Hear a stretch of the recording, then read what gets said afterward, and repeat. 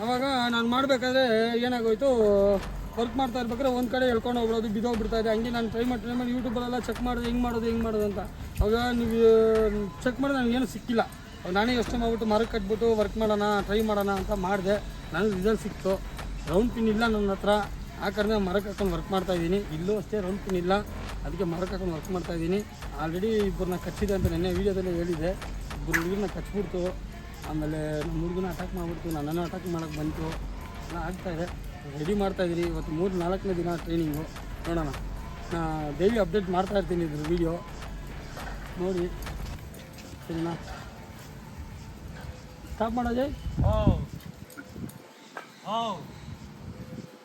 ನೋಡಿ, ಆ ಥರ ಟರ್ನಾಗಿ ನಿಲ್ಬೇಕು.